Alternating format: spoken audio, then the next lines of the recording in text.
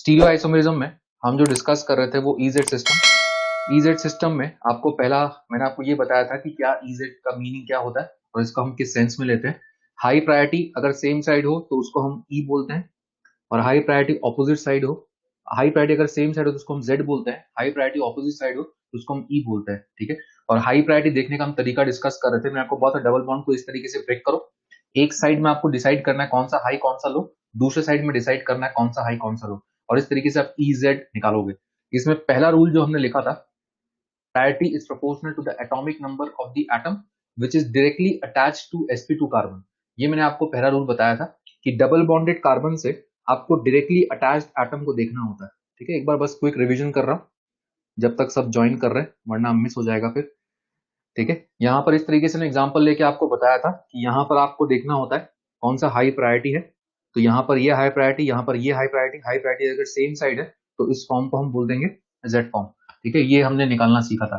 Second rule मैंने आपको बताया था, if directly attached atoms are isotopes. ठीक है, अगर आइसोटोप्स है तो उस केस में प्रायोरिटी देते हैं हम अकॉर्डिंग टू एटॉमिक मास। इसमें मैंने आपको एग्जांपल बताया था। ठीक है, एक बार फिर से ऐसा कुछ एग्जांपल लिख दे रहा हूं। सपोज ऐसा कुछ था FCl, तो यहाँ पर आप देख सकते हो कि H और D है। ठीक है, मुझे इसमें प्रायोरिटी चेक करना है तो H और D में एटॉमिक नंबर इज सेम, तो यहाँ पर हम D को प्रायोरिटी देंगे और उसका रीजन होगा एटॉमिक मास। तो अगर एटॉमिक नंबर सेम दिख रहा है तो फिर हम एटॉमिक मास का यूज करते हैं, ये मैंने आपको बताया था। और इस साइड हमें दिख रहा है कि यहाँ पे Cl का प्रायोरिटी है, दोनों हाई प्रायोरिटी अगर सेम साइड है तो इसको अगेन हम कौन सा फॉर्म बोल देंगे, जेड फॉर्म बोल देंगे। ठीक है, ये एक पार्ट किया था।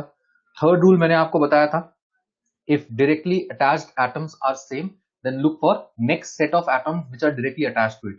ये हमारा थर्ड रूल था। तो यहाँ पर हमने एग्जांपल्स डिस्कस किए थे, मैंने आपको बताया था कि यहाँ पर C है, यहाँ पर C है, तो डायरेक्टली अटैच्ड एटम सेम है, तो फिर आपको नेक्स्ट सेट लिखना होता है। ठीक है, तो अगर मैं ऊपर वाले कार्बन का नेक्स्ट सेट लिखूंगा तो ये HHH था, और नीचे वाले कार्बन का नेक्स्ट सेट लिखूंगा तो HHC बनेगा।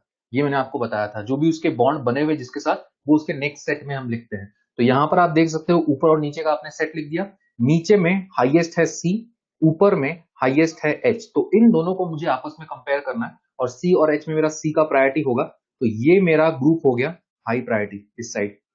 ठीक है, अब अगर मैं लेफ्ट साइड में जाऊंगा तो सिमिलर तरीका, पहला C सेम, C के बाद अगला सेट लिखोगे तो यहाँ पे HHC बनेगा, और इसमें भी हम अगला सेट लिखेंगे तो यहाँ पर भी, यहाँ लिखोगे तो यहाँ पर HCC बनेगा। ठीक है, जब आप नेक्स्ट सेट लिखोगे तो यहाँ पर हम देख सकते हैं अगेन कि हाईएस्ट C है, कैंसल आउट, अगला हाईएस्ट इसमें C है और ऊपर अगला हाईएस्ट यहाँ पर H था, तो अगेन हम नीचे वाले को प्रायोरिटी देंगे, this will be our high priority, और इस तरीके से यहाँ पर ये मेरा Z हो जाएगा। ठीक है, एक और एग्जांपल मैंने आपको इसमें डिस्कस करवाया था, यहाँ पर भी आप देखोगे तो पहला C है, कंपेयर नहीं कर सकते, अगला HHH है और नीचे HHI है, कंप्लीट सेट, इसमें हाईएस्ट I, इसमें हाईएस्ट H, तो ये मेरा हाई प्रायोरिटी। ठीक है, ये हमने किया था। राइट साइड मूव करोगे तो अगेन यहाँ C है, कंपेयर नहीं कर सकते, अगला सेट लिखोगे तो इसमें HHC बनेगा, नीचे भी अगला सेट लिखोगे तो HHC बनेगा। ठीक है, 2H 1C, 2H 1C, मतलब अभी भी कंपेयर नहीं कर सकते, तो फिर और आगे बढ़ेंगे। अगला सेट अब आप लिखोगे तो यहाँ पर HHC है, लेकिन नीचे इस कार्बन पे आप देखोगे तो जो अगले सेट ऑफ एटम्स कनेक्टेड है वो है HCC,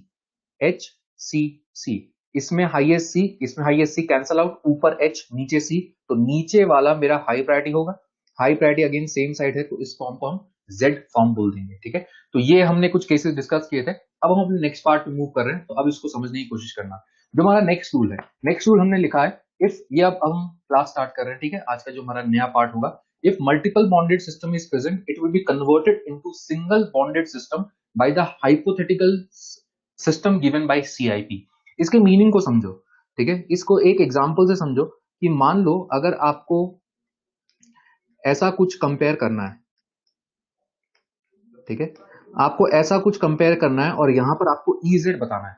अब जब आप EZ यहां पर बताओगे तो यहां पर आप ये देखो कि इस कार्बन से ऊपर अगर मैं इसको डिवाइड कर दूं तो मुझे इन दोनों ग्रुप्स के बीच में प्रायोरिटी डिसाइड करना है।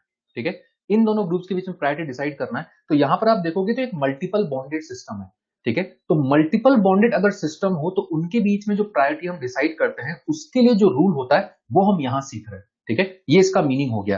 अब हमने लिखा है if multiple bonded system is present it is converted into single bonded system by the hypothetical system given by SIP. इसके मीनिंग को समझना कि मल्टीपल बॉन्डेड सिस्टम को हम कन्वर्ट करते हैं सिंगल बॉन्डेड सिस्टम में।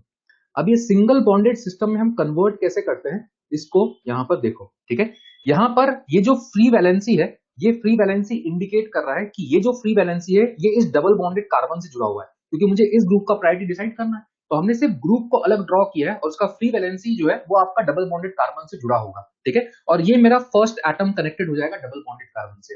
अब हमें इसे कन्वर्ट करना है एक सिंगल बॉन्डेड सिस्टम में। उसका जो तरीका है उसको समझो। यहां पर सबसे पहले एक सिग्मा स्केलेटन बना लो। ठीक है, जो भी पाई बॉन्ड है उसको हटाओ, सिर्फ सिग्मा सिस्टम एक क्रिएट कर दो। तो मैंने पाई बॉन्ड हटा दिया और सिग्मा सिस्टम क्रिएट कर दिया। सिमिलरली अगर मैं इसकी भी बात करूंगा तो यहां पर भी मैंने पाई बॉन्ड हटाया और सिर्फ सिग्मा सिस्टम क्रिएट कर दिया। अब आपको यहां पर क्या करना होता है, इस कार्बन का, जिसको मार्क कर रहा हूं, इस कार्बन का पाई बॉन्ड जो है वो इस कार्बन के साथ था। जिस कार्बन का पाई बॉन्ड जिस कार्बन के साथ हो उसको उसके सिग्मा में शो कर दो। ठीक है, इस कार्बन का पाई बॉन्ड कार्बन के साथ था तो हमने इसे इसके सिग्मा में शो कर दिया। तो पाई बॉन्ड को तोड़ करके हमें उसके सिग्मा में उसे शो कर देना है। सिमिलरली इस कार्बन का, जिसको मैं मार्क कर रहा हूं, पाई बॉन्ड जो है वो भी कार्बन के साथ था। तो ये राइट वाले कार्बन जो है इसका पाई बॉन्ड भी कार्बन के साथ था, तो उसको हमने उसके सिग्मा में शो कर दिया। तो पाई बॉन्ड तोड़ के जिसका पाई बॉन्ड जिसके साथ बना हुआ है उसको उसके सिग्मा में शो कर दो। ये इसका यहां पर तरीका हो गया। और इसको हम इस तरीके से ब्रैकेट में लिख देते हैं। इसको हम फैंटम एटम बोलते हैं क्योंकि हमने क्रिएट किया और इस एटम की वैलेंसी सेटिस्फाई करने की रिक्वायरमेंट नहीं होती, सिर्फ आप सी लिख के छोड़ सकते हो। ठीक है, इस तरीके से। सिमिलरली नेक्स्ट में देखो, अगर मैं इस कार्बन को देखूंगा तो ये जो लेफ्ट वाला कार्बन है इसका पाई बॉन्ड जो है, इस लेफ्ट वाले कार्बन का पाई बॉन्ड किसके साथ है, राइट वाले कार्बन के साथ है। और कितने पाई बॉन्ड है, 2 पाई बॉन्ड है। तो मुझे पाई बॉन्ड ब्रेक करना है और सिग्मा में कन्वर्ट करना है। तो इस कार्बन का पाई बॉन्ड जिसके साथ था उसको उसके सिग्मा में शो कर दो। तो इस लेफ्ट वाले कार्बन का 2 पाई बॉन्ड था राइट वाले कार्बन से, तो उसको हमने उसके सिग्मा में शो कर दिया। तो इस तरीके से ब्रेक कर दिया। सिमिलरली ये जो राइट वाला कार्बन है, इस राइट वाले कार्बन का पाई बॉन्ड किसके साथ था, लेफ्ट वाले कार्बन के साथ। कितना था, 2। तो जो पाई बॉन्ड ये क्रिएट कर रहा था उसको इसके सिग्मा में शो कर दो। ठीक है, तो जिसका पाई बॉन्ड जिसके साथ है उसको उसके सिग्मा में शो कर दो। इस तरीके से एक मल्टीपल बॉन्ड सिस्टम को आप सिंगल बॉन्ड सिस्टम में कन्वर्ट करते हैं। एक एग्जांपल और बताता हूं। सपोज अगर ऐसा कुछ है, ठीक है, यहां पर देखो, अब यहां पर भी एक मल्टीपल बॉन्डेड सिस्टम है। सबसे पहले सिग्मा बॉन्ड बना दो। तो सिग्मा बॉन्ड बना दिया। अब ये देखो, ये जो लेफ्ट वाला कार्बन है इसका पाई बॉन्ड किसके साथ है, ये लेफ्ट वाला कार्बन जो है इसका पाई बॉन्ड किसके साथ है, बताओ। पाई बॉन्ड किसके साथ है, पाई बॉन्ड नाइट्रोजन के साथ है। तो इसका पाई बॉन्ड जिसके साथ है इसको इसके सिग्मा में शो कर दो। तो हमने एन को सिग्मा में शो कर दिया। अब इस नाइट्रोजन पे आओ, इस नाइट्रोजन का पाई बॉन्ड किसके साथ था, इस नाइट्रोजन का पाई बॉन्ड कार्बन के साथ था। तो इस नाइट्रोजन के साथ क्या शो कर दो, कार्बन शो कर दो। जिसका पाई बॉन्ड जिसके साथ वो उसके सिग्मा में चला जाएगा।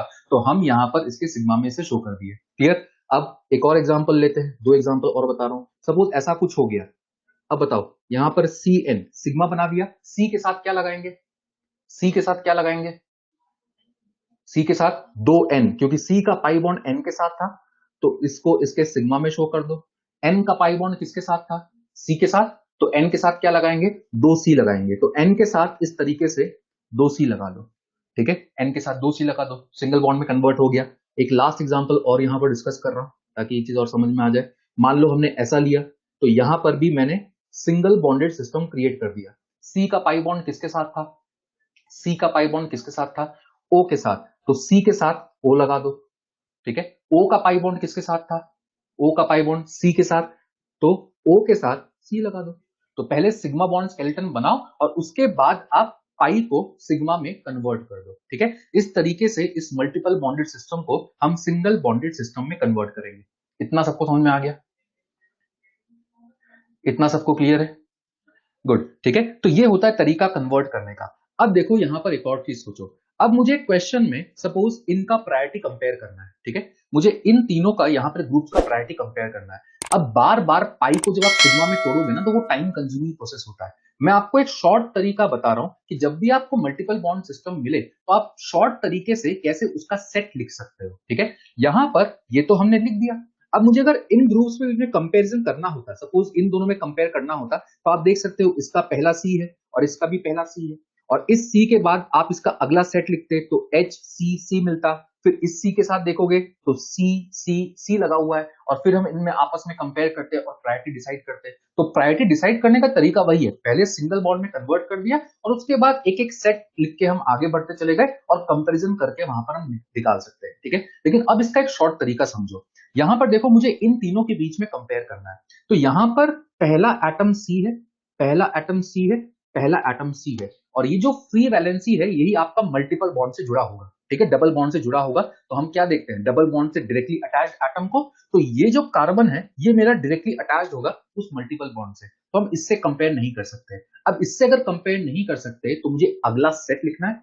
अगला सेट लिखने का शॉर्ट तरीका ये है, इस कार्बन को देखो, इस कार्बन के जितने बॉन्ड जिसके साथ बने हैं वो उसके नेक्स्ट सेट में आएगा। ठीक है, जितने बॉन्ड जिसके साथ बने हैं, यहां पर इस कार्बन को आप देखोगे तो ऊपर डबल बॉन्ड मतलब दो बॉन्ड ऑक्सीजन के साथ है, और राइट में एक बॉन्ड ऑक्सीजन के साथ है, मतलब इस कार्बन के तीन बॉन्ड ऑक्सीजन के साथ है, एक डबल और एक सिंगल, मतलब टोटल तीन बॉन्ड। जितने बॉन्ड जिसके साथ बने हैं, तो तीन बॉन्ड ऑक्सीजन के साथ बने हैं, तो इसके अगले सेट में डायरेक्टली लिख दो तीन ऑक्सीजन। ठीक है, इसके अगले सेट में डायरेक्टली लिख दो तीन ऑक्सीजन। जब उस पाई को आप सिंगल में कन्वर्ट करोगे ना, तो अपने आप तीन ऑक्सीजन ही आएगा। ठीक है, तो जितने बॉन्ड जिसके साथ बने हैं वो उसके अगले सेट में आएगा। ये जो मैंने लाइन बोला इसको कहीं साइड में लिख के रख लेना, ताकि बाद में आपको समझ में आ जाए कि हमने यहाँ पर कैसे डायरेक्टली लिखा। जितने बॉन्ड जिसके साथ बने हैं वो उसके नेक्स्ट सेट में आएगा। अब यहाँ पर देखो, मुझे बताओ डायरेक्टली इस सी पे क्या आएगा, इस सी पे क्या आएगा, जितने बॉन्ड जिसके साथ बने हैं, दो बॉन्ड तो ओ के साथ बने हैं और एक बॉन्ड एच के साथ बना है। गुड, ठीक है, वेरी गुड। तो यहां पर दो ओ आएगा और एक एच आएगा, डायरेक्टली अगला सेट। CH2OH में सी के बाद अगला सेट क्या आएगा, उसमें तो डायरेक्टली मुझे दिख रहा है कि यहां पर तो HHO है, तो यहां पर HHO लिख दिया। ये सबको समझ में आ गया, ये सबको समझ में आ गया। जितने बॉन्ड जिसके साथ बने हैं वो उसके नेक्स्ट सेट में आएगा। अब यहां पर डायरेक्टली आप कंपेयर कर सकते हो। अगर मुझे फर्स्ट दो में कंपेयर करना है, तो यहां पर आप देख सकते हो हाईएस्ट ओ, हाईएस्ट ओ, तो ओ से कंपेयर नहीं कर सकते। नेक्स्ट हाईएस्ट ओ, नेक्स्ट हाईएस्ट ओ से कंपेयर नहीं कर सकते। और यहां पर अभी भी हाईएस्ट ओ है और यहां पर हाईएस्ट एच है, तो फर्स्ट का प्रायोरिटी सीधे सेकंड से ज्यादा होगा, फर्स्ट का प्रायोरिटी सीधे सेकंड से ज्यादा होगा।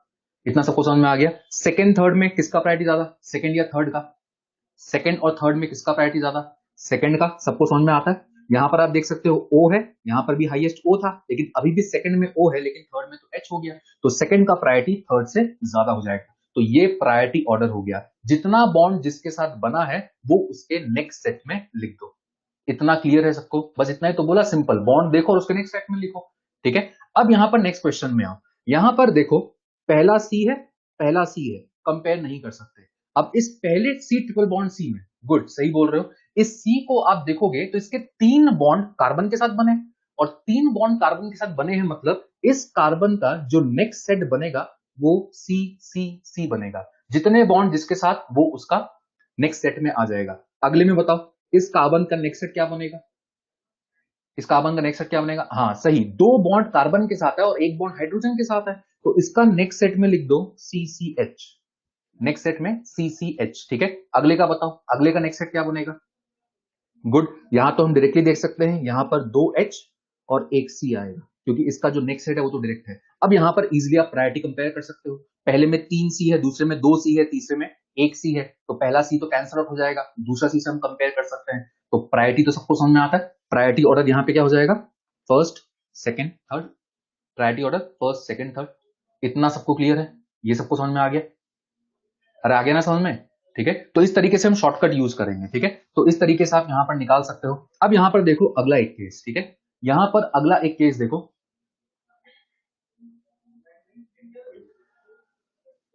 अरे कैसे भी लिखो, उसको बताया ना, HCC लिखो, CHCCH लिखो, क्या कोई फर्क पड़ेगा, हमें तो हाईएस्ट देखना होता है ना, तो कैसे भी लिखो, क्या फर्क पड़ेगा। ठीक है, आपका जैसे मन चाहे वैसे लिखो। ठीक है, अब यहां पर देखो अगला क्वेश्चन। ठीक है, अगले में यहां पर देखो सी है, यहां पर भी अगला सी है, सी से हम कंपेयर नहीं कर सकते। इस पहले वाले में नेक्स्ट सेट क्या बनेगा, अरे जो पढ़ा रहा हूं उसको समझो ना भाई, अभी डाउट्स कहां से आएंगे, एक बार सारा सीख तो लो। ठीक है, एक बार सीख लो सारा। तो अगले में सेट क्या बनेगा बताओ। इसके बाद यहां पर क्या दिख रहा है, 3 नाइट्रोजन, 3 बॉन्ड नाइट्रोजन के साथ, तो जितने बॉन्ड जिसके साथ बने हैं वो उसके नेक्स्ट सेट में आएगा। तो इसका जो नेक्स्ट सेट बनेगा वो 3 नाइट्रोजन बनेगा। Next set 3 nitrogen. और यहां पर भी इस कार्बन का जो नेक्स्ट सेट है, ये आप देख सकते हो, इसके बॉन्ड नाइट्रोजन के साथ बने, तो यहां पर भी नेक्स्ट सेट क्या बनेगा, 3 नाइट्रोजन बनेगा। मतलब मैं नाइट्रोजन से कंपेयर नहीं कर पा रहा।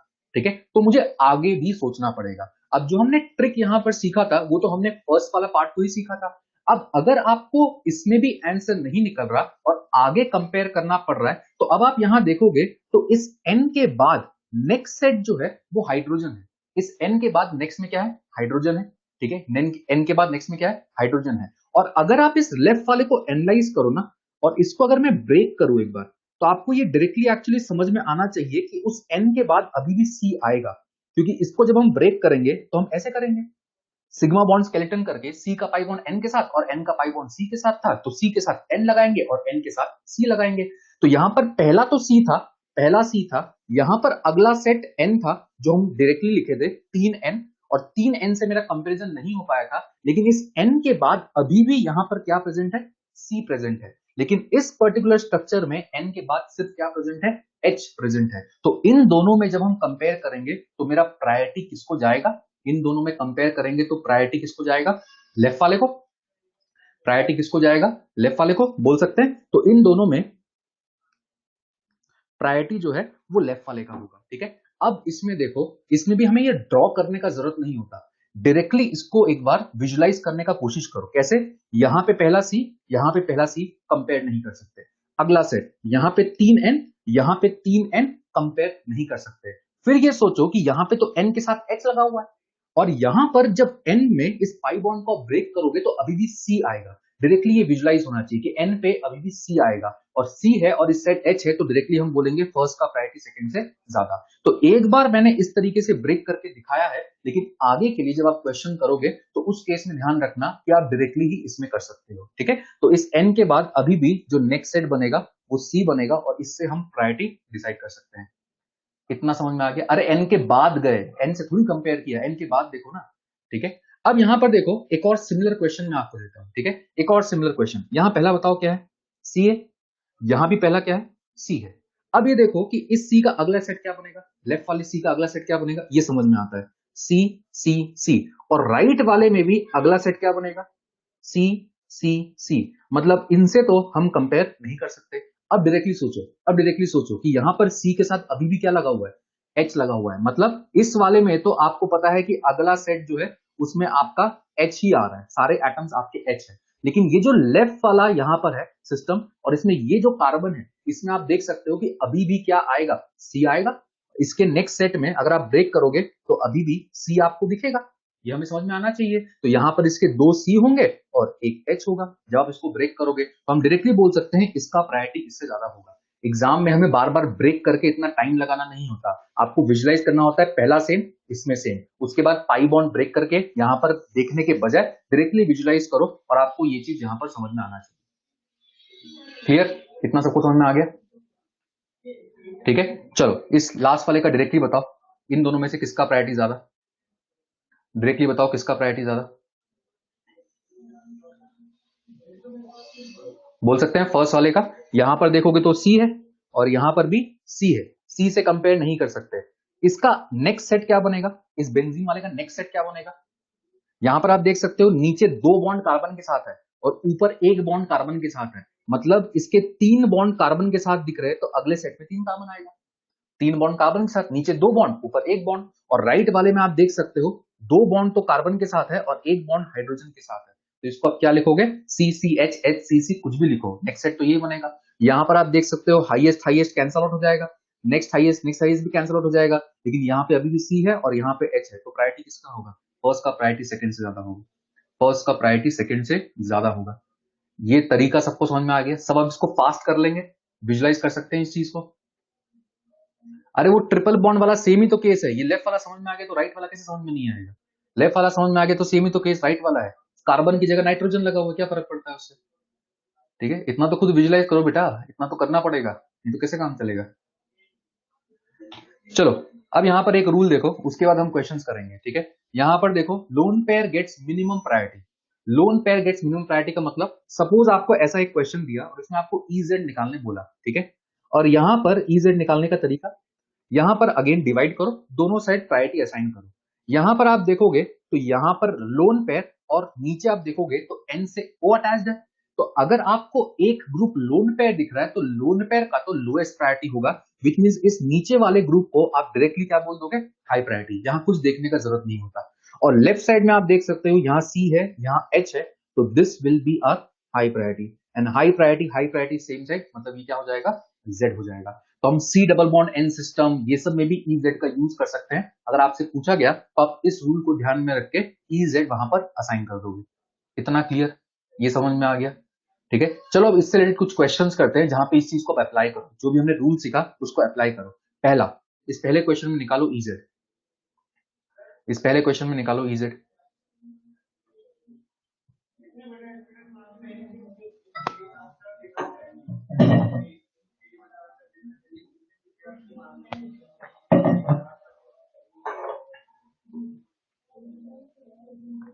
अरे इसमें भी सब दोनों बोल रहे हो, ई बोल रहे हो, जेड बोल रहे हो, ऐसे कैसे काम चलेगा बताओ।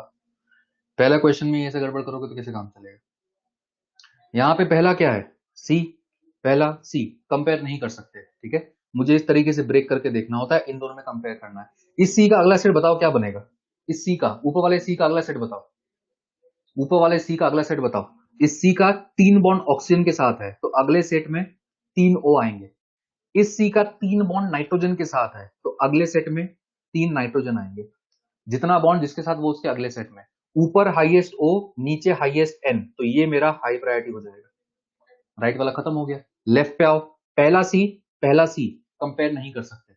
ऊपर देखोगे तो नेक्स्ट सेट क्या बनेगा, 2 बॉन्ड ऑक्सीजन के साथ, 1 बॉन्ड फ्लोरीन के साथ, तो OOCl, 2 बॉन्ड जिसके जितने बॉन्ड है उसको नेक्स्ट सेट में। नीचे देखोगे तो नेक्स्ट सेट क्या बनेगा, इस सी के साथ किस किस का बॉन्ड है, H H S, ये मेरा नेक्स्ट सेट बन जाएगा। अब इन दोनों में हाईएस्ट देखो, नीचे हाईएस्ट कौन है, सल्फर, ऊपर हाईएस्ट कौन है, क्लोरीन। इन दोनों में हाईएस्ट कौन है, एटॉमिक नंबर तो पता होना चाहिए, तो यहां पर हम देख सकते हैं ऊपर वाला जो है, this will be our high priority. और दोनों हाई प्रायोरिटी सेम साइड है, तो ये कौन सा फॉर्म, जेड फॉर्म होगा। बस ये तो करना है, अब शॉर्टकट को यूज करो और डायरेक्टली इस तरीके से अप्लाई करो, एक बार में आपका आंसर आएगा उस चीज को लेंगे तो। क्लियर है इतना। चलो नेक्स्ट बताओ, नेक्स्ट बताओ जल्दी।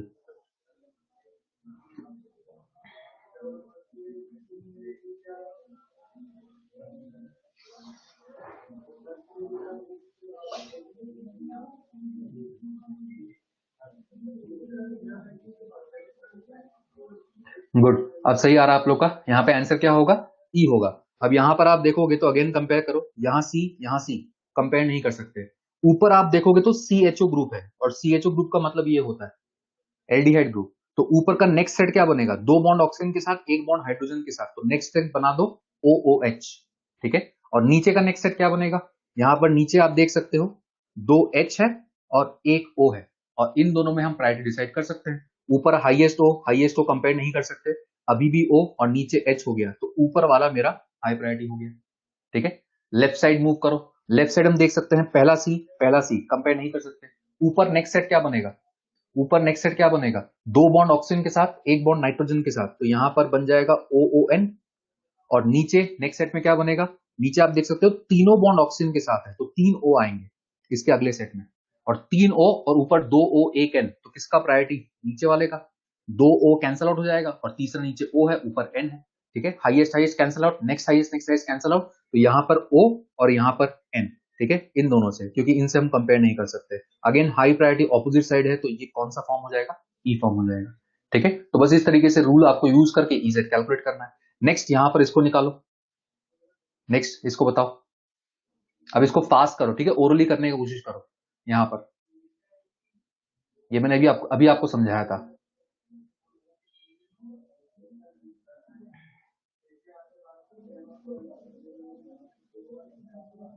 क्या होगा, अभी भी सब उल्टा बोल रहे हैं, कोई जेड बोल रहा है, कोई ई बोल रहा है। अरे अभी तो ये एग्जाम्पल बताया था, अब तो गलत मत करो, ऐसे कैसे काम चलेगा। यहां पर पहला क्या है, सी, नीचे भी क्या है, सी, कंपेयर नहीं कर सकते। ऊपर का अगला सेट क्या बनेगा, सी सी सी, और नीचे भी मुझे पता है कि अगला सेट क्या बनेगा, सी सी सी, क्योंकि इसके 3 बॉन्ड कार्बन के साथ बने हैं, विच मींस इससे भी हम कंपेयर नहीं कर सकते।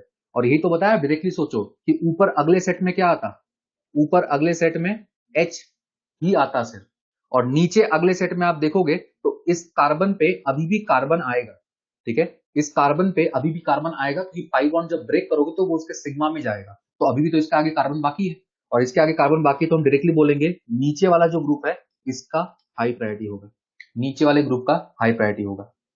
समझ में आया? अभी डायरेक्टली देखना होता है, ठीक है, बार बार सेट नहीं लिखना होता, डायरेक्टली देख के हम लिख सकते हैं। अब लेफ्ट साइड देखोगे तो ऊपर कार्बन नीचे कार्बन, कंपेयर नहीं कर सकते। ऊपर देखोगे तो नेक्स्ट सेट बनेगा आपका CCH, 2 कार्बन और 1 हाइड्रोजन है, ठीक है। नीचे देखोगे तो अभी भी आप देखोगे तो इसके नेक्स्ट सेट में CCH, which means again compare नहीं कर सकते, तो इससे कंपेयर नहीं होगा, तो आपको आगे सोचना होगा। तो अब आप नीचे देखोगे तो नीचे तो आगे सिर्फ H है, और ऊपर देखोगे तो जब ये पाई बॉन्ड टूटेगा तो अभी भी वहां पे कार्बन आ रहा होगा, तो नीचे तो सिर्फ H है और ऊपर कार्बन आ रहा होगा, हम डायरेक्टली बोल सकते हैं कि ऊपर वाला आपका हाई प्रायोरिटी होगा, ठीक है, ऊपर वाला आपका हाई प्रायोरिटी होगा, क्योंकि उसके आगे आपको सोचना पड़ेगा। तो हम डायरेक्टली यहां पर बोलेंगे कि हाई प्रायोरिटी ऑपोजिट साइड है, तो ये मेरा क्या होगा, ई होगा। सबको अब वो डायरेक्टली देखना आ गया, कर लोगे आप पास उस चीज को, ठीक है। अब हम आगे बढ़ते हैं, नेक्स्ट यहाँ पर एक एग्जांपल देखते हैं, अब इसको समझो, ठीक है, एक एडिशनल चीज मैं आपको यहाँ पर समझा रहा हूँ, एक कंसेप्ट हम यहाँ पर सीख रहे हैं इस एग्जांपल के थ्रू, ठीक है। अब यहाँ पर आप देखोगे तो इस कार्बन पे यहाँ पर ऊपर एक डबल बॉन्डेड सिस्टम है और नीचे हमारे पास ये सिस्टम है। एक चीज आपको जो डायरेक्टली विजुलाइज करना होता है इस पर्टिकुलर क्वेश्चन के लिए, ठीक है, वो ये कि अगर मैं इस पाई बॉन्ड को यहां ब्रेक करूंगा, ठीक है, तो यहां पर सिंगल बॉन्ड और यहां पर इस तरीके से सी आएगा, पाई बॉन्ड को ब्रेक करके जिसका बॉन्ड जिसके साथ वो उसके सिग्मा में चला जाएगा। तो यहां पर ऊपर आप देख सकते हो एक ऐसा सिस्टम क्रिएट होता, और नीचे आप देखोगे तो नीचे भी कार्बन का जो स्केलेटन है वो सेम आपको दिख रहा है। इन दोनों स्ट्रक्चर में जो मैंने ये बनाया और जो नीचे यहां पर बना हुआ है, इन दोनों में डिफरेंस सिर्फ हाइड्रोजन का है, इन दोनों में डिफरेंस सिर्फ किसका है, हाइड्रोजन का। तो ऐसे दो स्ट्रक्चर्स जिनमें डिफरेंस सिर्फ आपको हाइड्रोजन का दिख रहा है, उसमें से एक स्ट्रक्चर को हम बोलते हैं रियल और दूसरे को हम बोलते हैं इमेजिनरी स्ट्रक्चर, ठीक है। इन दोनों में डिफरेंस सिर्फ किसका है, हाइड्रोजन का, बाकी स्केलेटन तो सेम है, तो ऐसे में एक को हम बोलेंगे रियल और दूसरे को इमेजिनरी। रियल कौन सा, जो पहले से बना हुआ था, इमेजिनरी कौन सा, जिसको आपने ब्रेक करके बनाया। तो ये मेरा रियल सिस्टम हो गया, और ऊपर वाले सिस्टम को हम इमेजिनरी सिस्टम बोलेंगे, ठीक है, फैंटम सिस्टम बोलो या इमेजिनरी सिस्टम बोलो। और ऐसे केसेस में रियल का प्रायोरिटी ज्यादा होता है ओवर इमेजिनरी, ठीक है। ये एज अ रूल ध्यान रखना कि ऐसा दो सिस्टम जिसमें डिफरेंस सिर्फ हाइड्रोजन का हो, ठीक है, तो रियल का प्रायोरिटी ज्यादा होगा किससे, इमेजिनरी से। तो ये जो नीचे वाला पार्ट है this will B high priority और ऊपर वाला लो प्रायोरिटी, ठीक है। तो ये एक रूलिंग यहां पर ध्यान रखना। अभी एक और एग्जांपल इसका देता हूं, लेफ्ट साइड में तो हमारे लिए इजी है, यहां Cl है, नीचे C है, और Cl मुझे पता है हाई प्रायोरिटी होगा, और दोनों हाई प्रायोरिटी ऑपोजिट साइड है, तो इसको हम कौन सा फॉर्म बोलेंगे, इसको हम ई फॉर्म बोलेंगे, ठीक है, इसको हम ई फॉर्म बोलेंगे। एक केस जो अगेन विजुलाइज करने का कोशिश करो, सपोज एक और एग्जांपल में दूं ताकि ये चीज आपको इजीली विजुलाइज हो जाए, क्वेश्चन में कभी भी आपको ऐसा कुछ मिले तो डायरेक्टली उस चीज को सोचना, ठीक है।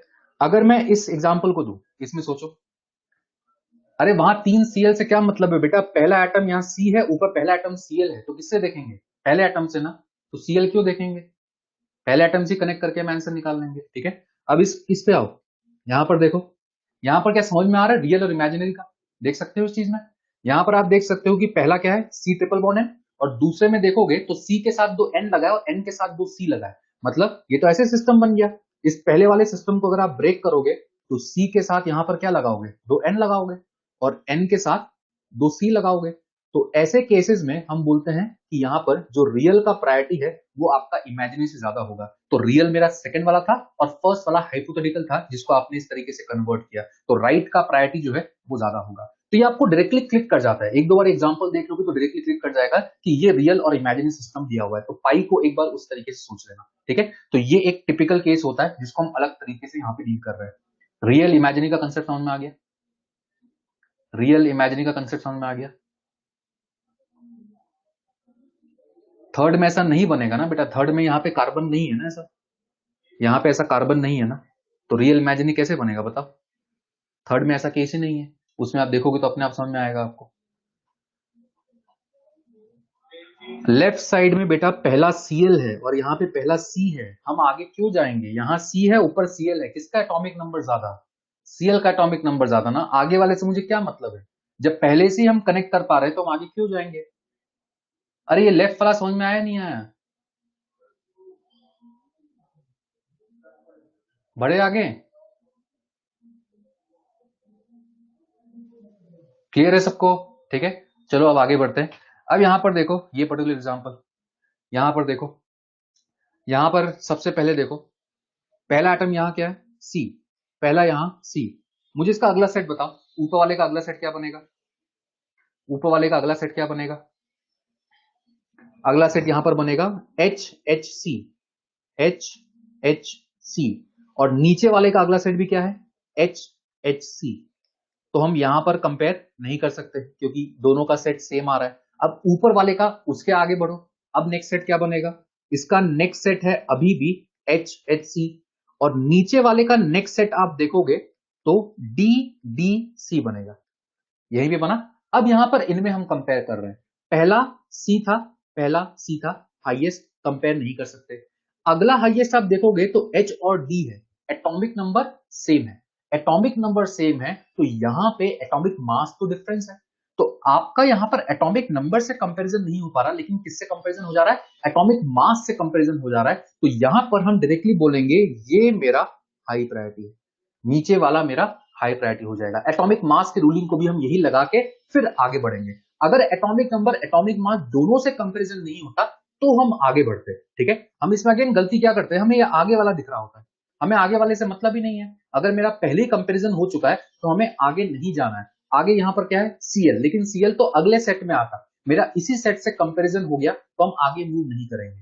ठीक है, तो ये चीज आपको यहां पर ध्यान रखना है और इस तरीके से हम यहां पर यूज करेंगे। और लेफ्ट में तो आप देख सकते हो, डायरेक्टली बता सकते हैं कि डी आपका हाई प्रायोरिटी होगा, और हाई प्रायोरिटी दोनों यहां पर सेम साइड है, तो ये कौन सा फॉर्म हो जाएगा? जेड फॉर्म हो जाएगा। ये सबको समझ में आ गया?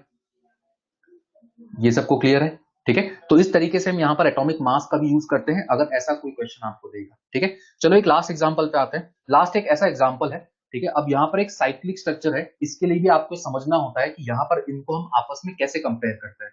तो इसका अब तरीका समझो। लेफ्ट साइड में तो कोई दिक्कत ही नहीं है, ठीक है, लेफ्ट साइड में कोई दिक्कत नहीं है, यहाँ पे Cl है और नीचे F है, तो Cl मेरा हाई प्रायोरिटी होगा। अब ये राइट वाले सिस्टम को कैसे एनालाइज करते हैं उसको समझना। ठीक है, राइट में जो दो वैलेंसीज लगे हैं वो ये लगे हैं, एक ये और एक यहां पर रिंग सिस्टम है। ठीक है, अब इस रिंग सिस्टम को ब्रेक किया जाता है। ब्रेक कैसे? सबसे पहले देखो यहां पर मैंने ये पार्ट बना दिया, ठीक है, ये पार्ट बना दिया, ये तो सेम था। अब यहां पर इस रिंग में एक बार ऊपर से जाओ और एक बार नीचे से हम जाएंगे। पहले मैं ऊपर से जा रहा हूं, जैसे आप ऊपर से जा रहे हो तो पहला यहां पर ऊपर क्या है? कार्बन। ठीक है, इस रिंग को देखो हम किस तरीके से ब्रेक करते हैं। यहां ऊपर जाओगे तो पहला क्या है? कार्बन, तो पहला मैंने कार्बन बना दिया। इसके आगे नेक्स्ट आप देखोगे अभी भी कार्बन, तो नेक्स्ट मैंने अभी भी कार्बन बना दिया। इतना क्लियर? अब इस कार्बन के आगे वापस आपको स्टार्टिंग पॉइंट पे आना होता है। ठीक है, तो मैंने स्टार्ट यहां से किया, फिर ये, और फिर स्टार्टिंग पॉइंट, और स्टार्टिंग पॉइंट में फिर से यहां पर कार्बन है, तो इसको हम इस तरीके से शो कर देते हैं, और ये लास्ट में ब्रैकेट ये इंडिकेट कर रहा है कि अब वापस स्टार्टिंग पॉइंट तक पहुंच गए। ठीक है, तो आप स्टार्टिंग पॉइंट तक यहां पहुंच गए। तो मैंने स्टार्ट किया ऊपर से, अब हम नीचे से जा रहे हैं। यहां पर ये तो कॉमन था, अब जैसे मैं नीचे से जाऊंगा तो नीचे भी पहला यहां पर क्या है? कार्बन, फिर दूसरा भी क्या है? ऊपर कार्बन, और वापस आप स्टार्टिंग पॉइंट पे आ जाओगे तो आपको फिर से कार्बन मिल जाएगा। ये तरीका होता है रिंग को ब्रेक करके लिखने का। आपको घूम फिर के वापस स्टार्टिंग पॉइंट तक आना है, एक बार ऊपर से एक बार नीचे से। इतना क्लियर? अब यहां पर देखो नीचे की तरफ, ठीक है, देखो फिर से मैं कैसे कर रहा हूं। ये मेरा स्टार्टिंग पॉइंट, अब यहां पे हम ऊपर से जा रहे हैं। अगर ऊपर से जाएंगे तो पहला एटम यहां पर कौन है? O। इतना क्लियर? उसके बाद नीचे आओ, नीचे आप देख सकते हो एक कार्बन है, फिर आप आगे बढ़ोगे तो देख सकते हो एक और कार्बन है, और फिर आप आगे आओगे तो आप स्टार्टिंग पॉइंट तक आ गए। आप स्टार्टिंग पॉइंट तक आ गए। सेम चीज नीचे से भी करो। नीचे से आप करोगे तो पहला आपको क्या दिख रहा है? C दिख रहा है। उसके बाद अगला क्या दिख रहा है? C दिख रहा है। फिर क्या दिख रहा है? O दिख रहा है। फिर क्या दिख रहा है? स्टार्टिंग पॉइंट पे आ गए, फिर से C पे आ गए, रिंग ओपन हो गया। ये सबको समझ में आ गया कैसे ओपन किया? लिखा, एक बार ऊपर एक बार नीचे, बस एक्सटेंड करते रहो, स्टार्टिंग पॉइंट पे वापस आ जाना। ठीक है, अब देखो हमें करना कैसे है कंपैरिजन। यहां पर कंपैरिजन कैसे करना है, इस तरीके से, ठीक है। ये मेरा पहला सेट होता है, ऊपर पहले सेट में सी और सी है, नीचे पहले सेट में ओ और सी है, ठीक है। यहां इस तरीके से हम कंपैरिजन करेंगे, ऊपर सी सी नीचे ओ सी, तो हम डायरेक्टली ओ से बोलेंगे कि this will be our high priority, ये मेरा हाई प्रायोरिटी हो जाएगा। तो इस तरीके से हम रिंग सिस्टम को ओपन करके प्रायोरिटी डिसाइड करते हैं, और यहां पर हाई प्रायोरिटी ऑपोजिट साइड है तो इसको हम क्या बोल देंगे, ई बोल देंगे। Clear, high priority opposite side तो इसको हम ई बोलेंगे। तो ये तरीका होता है इस तरीके से ब्रेक करने का, ठीक है। एक और चीज बस इसमें ध्यान रखना कि मान लो अगर आपको इन दोनों में कंपेरिजन करने बोलता, सपोज, ठीक है, अगर आपको इन दोनों में कंपेरिजन करने बोलता, अब इन दोनों में कंपैरिजन करोगे तो यहां पे तो दोनों में कार्बन होता, अगर मैं इन दोनों में कंपेयर करूंगा तो दोनों में कार्बन होगा, और रिंग को आप ओपन करके लिखते जाओगे तो दोनों साइड कार्बन कार्बन आता रहेगा। तो ऐसे केसेस में जहां पे सिर्फ आपको सेम एटम आगे तक दिखते जा रहा है, तो जिसमें कार्बन ज्यादा होते हैं उसका प्रायोरिटी ज्यादा होता है, ठीक है। ऐसे केसेस में हम इसका प्रायोरिटी इस वाले से ज्यादा बोल देते हैं। तो ये केस अगर आपको रिंग में सेम एटम दिख रहा है, सिर्फ रिंग साइज का डिफरेंस है, और अगर आपको रिंग में ही डिफरेंट एटम्स दिख रहे हैं तो आप इस कंसेप्ट को यूज करके प्रायोरिटी निकाल के EZ डिसाइड करोगे। इतना सबको क्लियर है, ये सबको समझ में आ गया, ठीक है। तो ये चीज ध्यान रखना, तो हमेशा आप इस तरीके से यहाँ पे कंपेरिजन कर सकते हो। तो ये डिफरेंट क्वेश्चंस थे आपके EZ के, ठीक है। ये डिफरेंट क्वेश्चंस थे आपके, किसी का भी आइसोटोप हो तो मास से कंपेयर करेंगे, क्लोरीन हो ऑक्सीजन हो कोई फर्क नहीं पड़ता, HD भी हो सकता है, कुछ और भी हो सकता है। EZ सबको समझ में आ गया, अरे EZ सबको समझ में आ गया, निकाल लोगे आप इजिली, ठीक है। चलो अब आगे बढ़ते हैं। तो ये हमारा EZ वाला पार्ट हो गया। अब यहां पर देखो एक क्वेश्चन आपको दिया है, ठीक है। अब एक दो क्वेश्चन देखना और इसको समझना। इस क्वेश्चन में आपको क्या असाइन करना है, EZ असाइन करना है, ठीक है। EZ में सबसे पहले मुझे बताओ कि इसका, इस डबल बॉन्ड का कॉन्फ़िगरेशन क्या होगा, ऊपर वाले का EZ,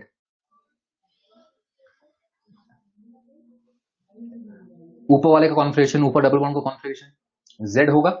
यहां पर अगर आप देखोगे, इसको ब्रेक कर दो, यहां पर आप देख सकते हो H है और C है, नीचे हाई प्रायोरिटी, ऊपर H है, यहां पर नीचे C है, नीचे हाई प्रायोरिटी, और इसमें हाई प्रायोरिटी सेम साइड है, हम बोल सकते हैं Z होगा, ठीक है। नीचे वाले का बताओ, नीचे वाले डबल बॉन्ड का, नीचे वाले डबल बॉन्ड का E होगा। ये अब हम सब कर सकते हैं। यहां पर हम देख सकते हैं H है, ऊपर C है, और यहां पर H है, नीचे C है। आप देख सकते हो हाई प्रायोरिटी इसमें ऑपोजिट साइड है, तो ये E हो जाएगा, ठीक है। अब एक कंसेप्ट समझो, ठीक है, एक कंसेप्ट को समझो।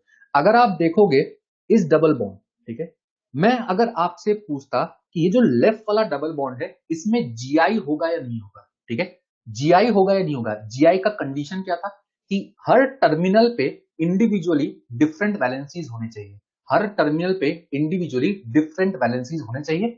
अब अगर आप इस टर्मिनल को देखोगे तो इस टर्मिनल पे ऊपर वाला जो वैलेंसी और नीचे वाला जो वैलेंसी, ये हमें दिखने में सेम लग रहा है। ऊपर आप देखोगे तो C C C है, नीचे भी C C C है, तो दिखने में हमें वैलेंसी क्या दिख रहा है, सेम दिख रहा है। लेकिन एक कंसेप्ट अब ध्यान रखना, ठीक है, दिखने में वैलेंसी सेम है बट उनमें जो स्टीरियो केमिस्ट्री वाला पार्ट है वो डिफरेंट है। ऊपर कौन सा फॉर्म है, Z फॉर्म, नीचे कौन सा फॉर्म है, E फॉर्म, मतलब इनके स्पेशल अरेंजमेंट में डिफरेंस है।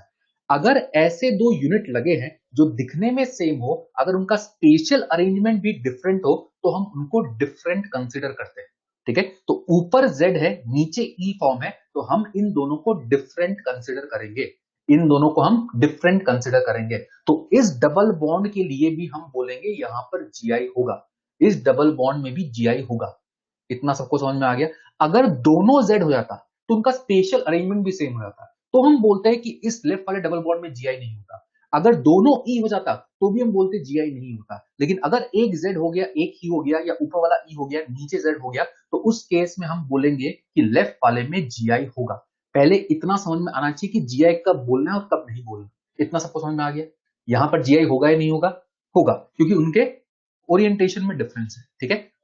अब यहां पर आप देखोगे तो अगर इसमें GI होगा तो मुझे EZ भी बताना होगा। अब आप EZ कैसे बताओगे, EZ बताने के लिए यहां पर लेफ्ट में तो मुझे पता है कि ये मेरा हाई प्रायोरिटी होगा, और मुझे राइट में इस पूरे ग्रुप में और नीचे वाले पूरे ग्रुप में डिसाइड करना है कि मैं किसको हाई प्रायोरिटी बोलूंगा।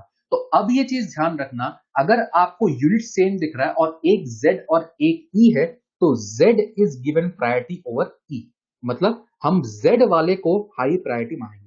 ठीक है, ये रूल यहां पर होता है। जेड वाले को हाई प्रायोरिटी मान लेंगे क्योंकि दोनों तो यूनिट सेम है, तो उसमें आप नॉर्मल तरीके से प्रायोरिटी निकाल नहीं पाओगे क्योंकि सारा तो पार्ट सेम ही होता है। तो ये रूल यहां पर होता है कि जेड और ई में से जेड को हाई प्रायोरिटी देंगे, तो ये रूल आपको ध्यान रखना है। तो अब आप इस डबल बॉन्ड पे देखोगे तो हाई प्रायोरिटी सेम साइड है, तो यहां पर ये डबल बॉन्ड वहां याद रखना है, डायरेक्टली याद रखना है। सिस ट्रांस नहीं यूज करते, सिस ट्रांस वैलिड नहीं होता सब जगह, ई जेड देखोगे। सिस का प्रायोरिटी ट्रांस ज्यादा ये हम नहीं बोलेंगे, ठीक है, वो एक दो केस में फंसता है। जो मैं बता रहा हूँ ई जेड, उसको ध्यान रखोगे, जेड का प्रायोरिटी ई से ज्यादा, और आप ई जेड निकाल के ही प्रायोरिटी डिसाइड करोगे अगर ऐसा कुछ कंडीशन मिल गया। तो हम लेफ्ट वाले को क्या बोलेंगे, लेफ्ट वाला मेरा जेड हो जाएगा। इतना सबको समझ में आ गया? इतना क्लियर है? ठीक है, तो ये एक पार्ट ध्यान रखना जहां पे आप ई जेड निकाल रहे हो, और अगर दोनों यूनिट सेम हुआ था, दोनों जेड या दोनों ई, तो फिर हम लेफ्ट वाले में बोलते हैं कि जीआई नहीं होगा। क्लियर? तो यहां पर जीआई हो भी सकता है और नहीं भी हो सकता है, डिपेंड करता है कंडीशन पे कि आपकी जो राइट में यूनिट लगे वो किस तरीके से लगे। और एक और चीज आगे के लिए ध्यान रखना, अभी बस मैं बता दे रहा हूं, जैसे Z का प्रायोरिटी E से ज्यादा होता है, वैसे R का प्रायोरिटी S से ज्यादा होता है। अभी RS क्या होता है ये हम आगे डील करेंगे, बट इतना दिमाग में रखना कि ऐसा कोई यूनिट अगर RS के लिए हुआ तो R का प्रायोरिटी S से ज्यादा होगा। ठीक है, आगे पढ़ेंगे, इतना बस दिमाग में रखो, Z का E से ज्यादा, R का S से ज्यादा। ZE अभी समझ गए, RS बाद में समझेंगे, अभी बस लिखा के रख दे रहा हूं। ठीक है, तो ये क्वेश्चन सबको समझ में आ गया, ये सबको क्लियर है? ठीक है, चलो अब आगे बढ़ते हैं। अब आपको इस कंपाउंड का आईयूपीएसी नेम लिखना है। मुझे जल्दी बताओ इसका आईयूपीएसी नेम क्या होगा। नॉर्मल नंबरिंग करो, ठीक है, सोचो प्रायोरिटी किसको देना होता है, और प्रॉपर इसका आईयूपीएसी नेम लिख के बताओ क्या बनेगा। नंबरिंग करके देखो, प्रायोरिटी से एक आईयूपीएसी नेम बताओ।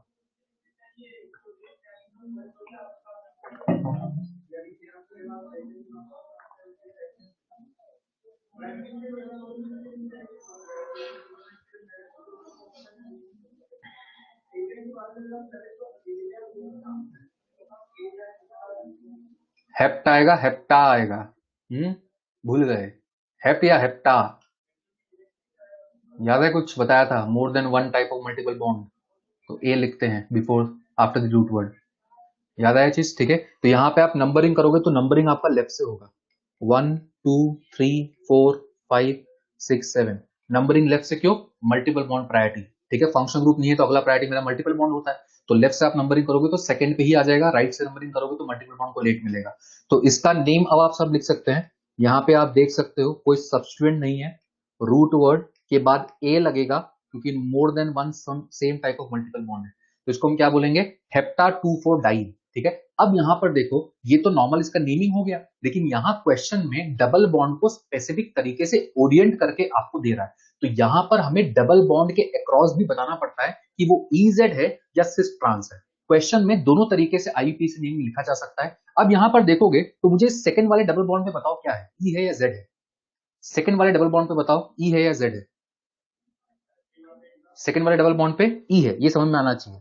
यहाँ पे अगर आप देखोगे तो ये आपका लो प्रायोरिटी, ऊपर सी हाई प्रायोरिटी, और इस साइड भी सी है और नीचे ऊपर एच है नीचे सी है, तो ये मेरा क्या हो गया, ई हो गया, ये निकाल सकते हैं। और ये जो राइट वाला डबल बॉन्ड है ये जेड है या ई है? ये जेड है, ये सबको समझ में आना चाहिए, तो ये आपका जेड हो गया। तो जब आप अब नेमिंग लिखोगे तो आप इसको ऐसे लिखोगे, 2E4Z। ठीक है, 2E4Z, जो आपका नंबर पहले आ रहा है उसके आगे EZ, और जो भी आपका नंबर बाद में आ रहा है उसके आगे EZ। तो पहले हम देख सकते हैं सेकंड कार्बन है तो सेकंड पे E, फोर्थ पे Z, ये इसका कंप्लीट नेम हो जाएगा। इतना क्लियर? या फिर आप इसको सिस ट्रांस के फॉर्म में भी लिख सकते हो अगर सिस ट्रांस वहां पे डिफाइन हो रहा है। अगर आप इस सेकंड वाले को देखोगे तो सेकंड वाला कैसा है, सिस है या ट्रांस है? सेकंड वाला कैसा है, ट्रांस है। और फोर्थ वाला कैसा है, फोर्थ वाला सिस है। तो इसको हम ऐसे भी लिख सकते हैं, we can also write this as 2 trans 4 cis hepta 2 4 diene. ठीक है, इसको हम ऐसे भी लिख सकते हैं 2 ट्रांस 4 6 हेप्टा 2 4 डाइन, ये इसका नाम हो जाएगा। अगर आप EZ लिख रहे हो तो हम उसको ब्रैकेट में लिखते हैं, हाँ सिस और ट्रांस हाइड्रोजन के रिस्पेक्ट में हो रहा है ना। ठीक है, अगर हम EZ लिख रहे हैं तो उसको हम इस तरीके से ब्रैकेट में लिखते हैं। अगर आप सिस ट्रांस लिख रहे हो तो आप उसको सिंपली जैसे मैंने लिखा वैसे लिख सकते हो, यहाँ पे कोई ब्रैकेट का रिक्वायरमेंट नहीं है, सिर्फ सिस ट्रांस और कौन से पोजीशन पे वो आ रहा है उसको हम लिख सकते हैं। तो इस तरीके से इसका आप नेम डिफाइन करोगे। डाई इन में ई नहीं आएगा क्या? कौन सा ई डाई इन में? हेप्टा 2 4 डाई इन सही तो है, क्या दिक्कत है उसमें?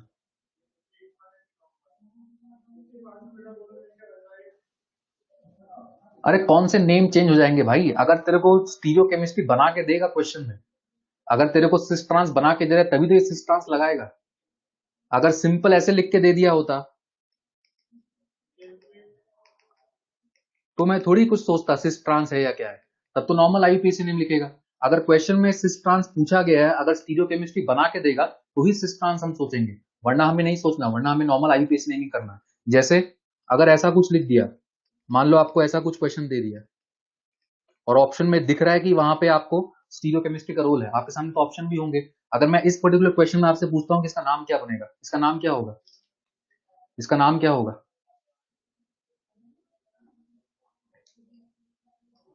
इसका नेम बताओ।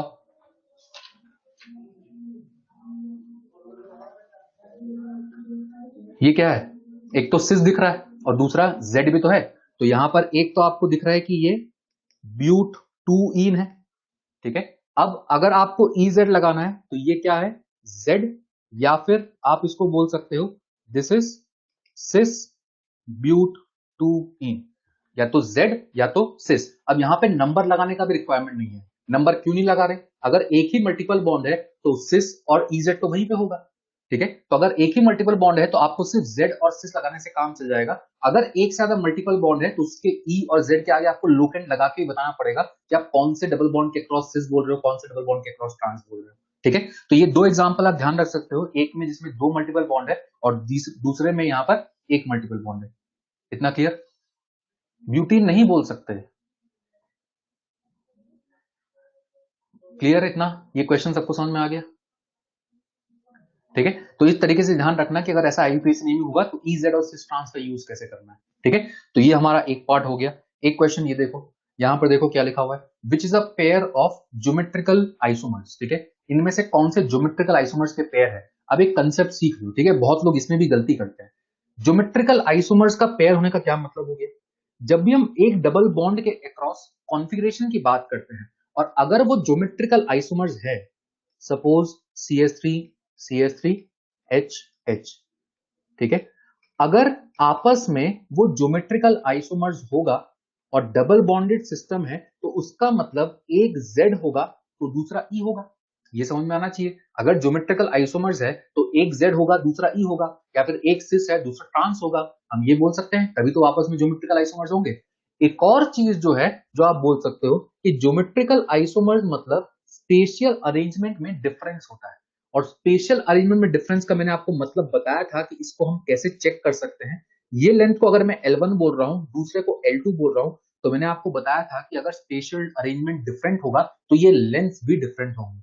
अगर स्पेशल अरेंजमेंट डिफरेंट होगा तो ये लेंथ भी डिफरेंट होंगे। तो एक तरीका तो ये लेंथ से, दूसरा तरीका ये EZ सिस्टम का भी आप यूज कर सकते हो अगर आपको ऐसा कोई क्वेश्चन दे, ठीक है। अब यहां पर अगर फर्स्ट केस में हो, एक बार लेंथ से चेक करने का कोशिश करो क्योंकि उससे आपका क्वेश्चन फास्ट हो जाता है, ठीक है। अगर मैं फर्स्ट में लेंथ से देखूंगा तो यहां पर आप देखोगे तो Cl और Me के बीच में लेंथ क्या है, L1, और दूसरे में भी आप देखोगे तो Cl और Me के बीच में लेंथ यहां पर, अगर मैं इसको L2 लिखूं तो यहां पर आप देख सकते हो L1 तो L2 के बराबर है, विच मींस यहां पर स्पेशल अरेंजमेंट में कोई डिफरेंस ही नहीं है। और स्पेशल अरेंजमेंट में डिफरेंस नहीं है तो ये दोनों कैसे हैं, आइडेंटिकल है, ये दोनों ज्योमेट्रिकल आइसोमर्स नहीं है। इसको आप पलट के ऊपर की तरफ कर दोगे तो ये पहला जैसा ही बन जाएगा, ठीक है, विच मींस ये दोनों कैसे हैं, आइडेंटिकल है। तो फर्स्ट आपस में ज्योमेट्रिकल आइसोमर्स नहीं है। और अगर आप कॉन्फ़िगरेशन निकालोगे तो वो कॉन्फ़िगरेशन भी सेम ही आएगा, कॉन्फ़िगरेशन निकालोगे तो वो कॉन्फ़िगरेशन भी सेम ही आएगा। आप लेंथ किसी और के बीच में भी चेक कर लो, BR ME को ले लो, ठीक है, एक यहां लो एक ग्रुप यहां लो और उन्हीं को सेकेंड स्ट्रक्चर में कंपेयर करो। किसी भी दो के बीच में आप लेंथ कंपेयर कर सकते हो। मैंने Cl और Me को लिया है, आपको Cl और H लेना है तो Cl और H लो, दोनों में वो भी लेंथ सेम आएगा, विच मींस वो आइडेंटिकल हो जाएंगे। इतना क्लियर? नेक्स्ट में बताओ, क्या नेक्स्ट ज्योमेट्रिकल आइसोमर है आइडेंटिकल है? अब सबको समझ में आ रहा है? ये GI नहीं है। मान लो आपको ये लेना है तो ये लो, या फिर PH और लोन पे लेना है तो लोन पेयर लो।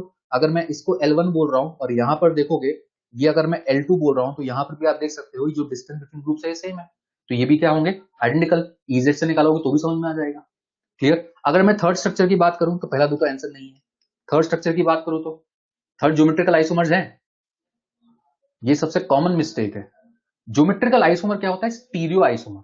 स्ट्रक्चरल और स्टीरियो में डिफरेंस क्या होता था, स्ट्रक्चरल और स्टीरियो में डिफरेंस क्या होता था, ठीक है, जब हम स्टीरियो की बात करते हैं तो उसमें स्ट्रक्चर सेम रहता है, सिर्फ स्पेस में ओरिएंटेशन डिफरेंट होता है। इन दोनों को देखो, ये दिखने में आपस में सिस ट्रांस लग रहे हैं, बट इनके स्ट्रक्चर सेम है, इनके तो स्ट्रक्चर ही अलग अलग है। पहले वाले का नेम और दूसरे वाले का नेम देखो तो, पहले वाले का नेम देखो तो क्या बनेगा, 1,3 डाइब्रोमो बनेगा। पहले वाले में 1,3 डाइब्रोमो बनेगा, और दूसरे वाले में क्या बनेगा, दूसरे वाले में 1,2 डाइब्रोमो बनेगा। एक 1,3 डाइब्रोमो, एक 1,2 डाइब्रोमो, ये दोनों आपस में क्या है, पोजिशनल आइसोमर है। ये दोनों आपस में ज्योमेट्रिकल आइसोमर नहीं है, ये दोनों आपस में पोजिशनल आइसोमर है। अगर आपको ऐसा दिया होता ना,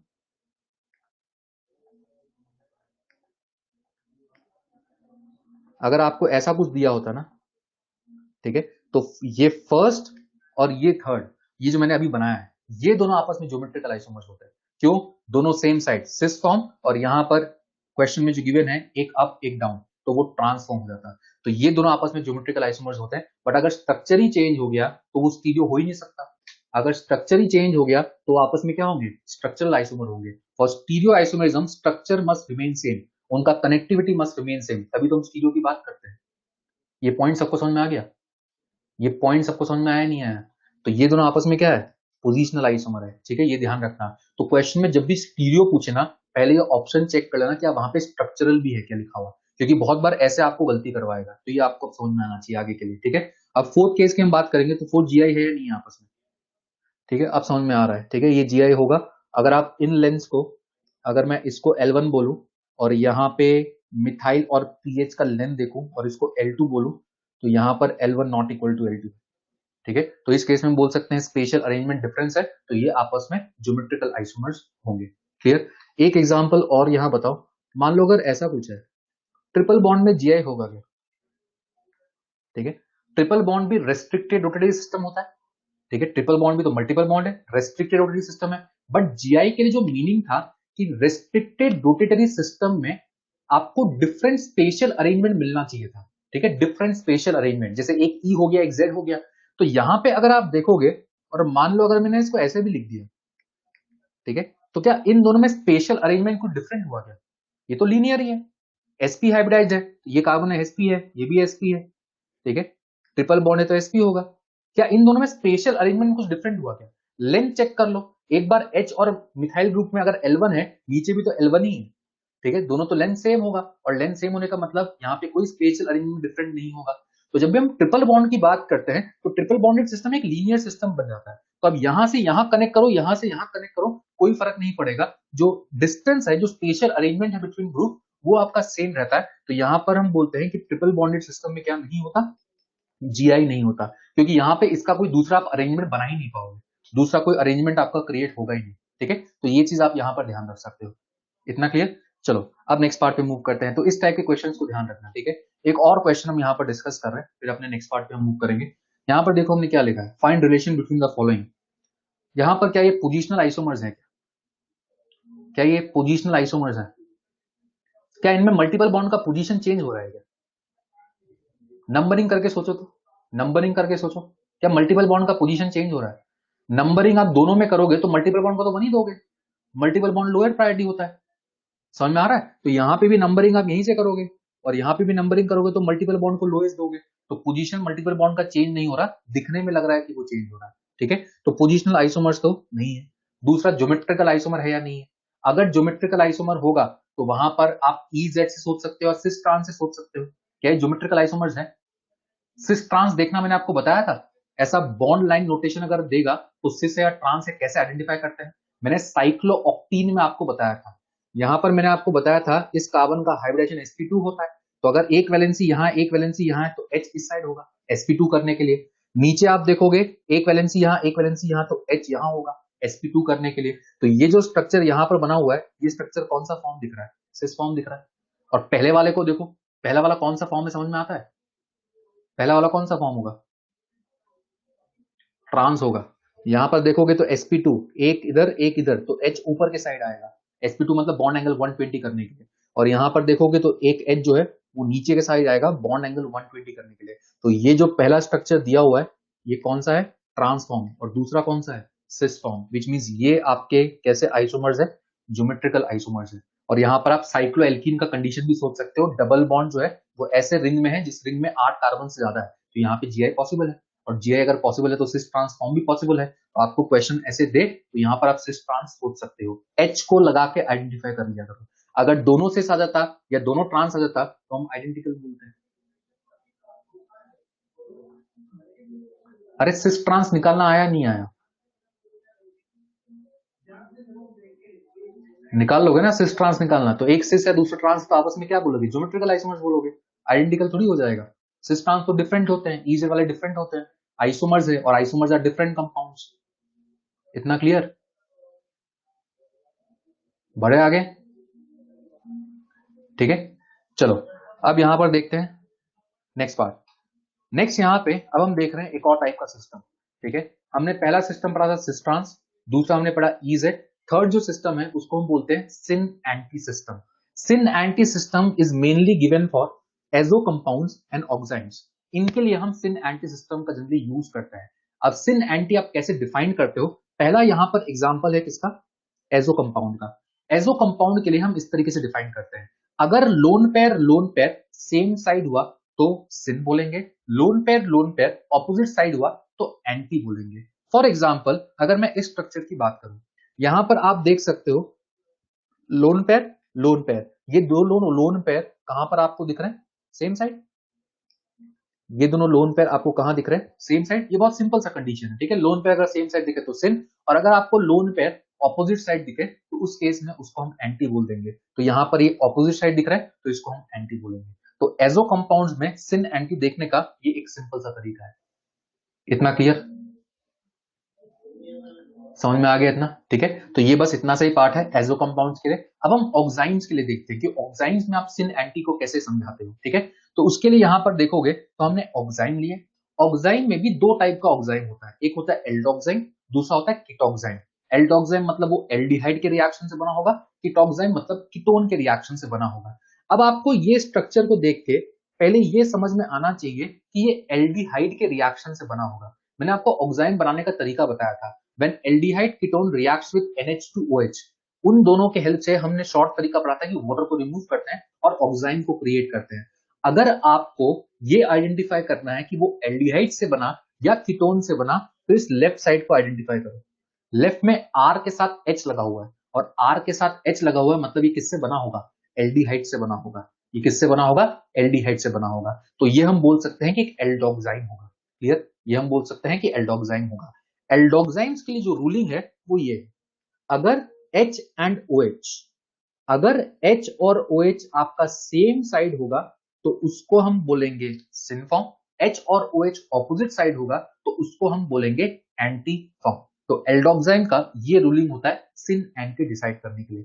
फॉर एग्जाम्पल अगर मैं इन दोनों एल्डोक्साइन्स की बात करूं, इन दोनों में से पहले तो ये देखो कि ये जो ऑक्साइन हमने बनाया है ये कौन से एल्डिहाइड से बना है, ये आइडेंटिफाई कर सकते हो।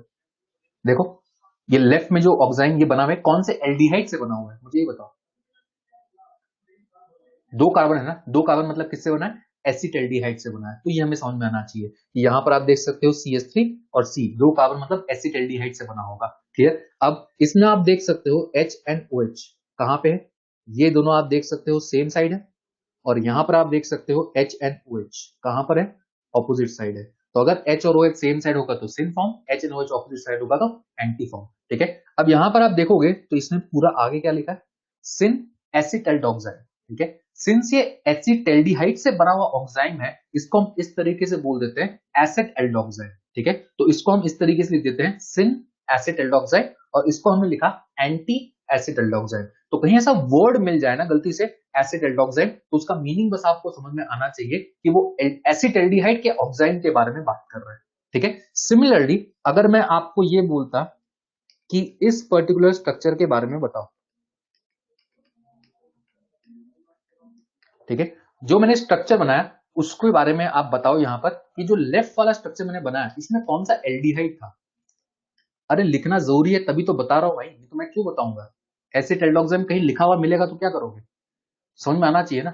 ठीक है, ये लेफ्ट वाला स्ट्रक्चर बताओ ये एल्डिहाइड किससे बना हुआ है, बेंजल्डिहाइड से बना हुआ है, ये सबको समझ में आता है, PHC और यहां पर एल्डिहाइड बना होगा। ठीक है, तो इसको हम बोल देंगे, यहां पर H and OH same side है तो इसको एक्चुअली हम इस तरीके से बोल देते हैं सिन बेंजल्डोक्साइन।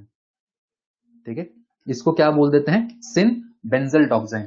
ये दो ही नेम्स पर ध्यान रखना, इतना सफिशिएंट होता है कि एसिटाइल डॉक्साइन मिले या बेंजल डॉक्साइन मिले, ऐसे कहीं वर्ड्स मिले तो इतना समझ में आ जाए कि ये किसकी बात कर रहा है। सिर्फ उसके लिए हम इस चीज को यहाँ पर डिस्कस कर रहे हैं। इतना सबको समझ में आ गया, सिन एंटी एल्डोक्साइन में समझ में आ गया। ठीक है, अब यहाँ पर देखो सिन एंटी हम किस में देख रहे हैं, कीटोक्साइन में देख रहे हैं। अब यहाँ पर आप देखोगे तो ये कीटोक्साइन है, लेफ्ट में आप देख सकते हो, लेफ्ट में आप देख सकते हो कि यहाँ पर क्या है, कीटोक्साइन है, दोनों कार्बन है, तो यहाँ पर कीटोक्साइन की हम बात करेंगे। कीटोक्साइन में तरीका देखो, यहाँ पे तरीका जो होता है वो ये होता है। ठीक है, एल्डोक्साइन का तरीका अलग था, कीटोक्साइन का तरीका अलग है। यहाँ पर OH के रेस्पेक्ट में सिन एंटी लिखा जाता है। ठीक है, with respect to OH syn anti को हम लिखते हैं। कैसे, यहां पर OH के सेम साइड कौन है या सिन कौन है, मिथाइल है, और OH के एंटी पे जो सेम साइड है उसको हम सिन बोलते हैं, और जो ऑपोजिट साइड है उसको हम एंटी बोलते हैं। तो यहाँ पे OH के सेम साइड या सिन में मिथाइल है, तो इसके नेम को हम लिख सकते हैं सिन मिथाइल।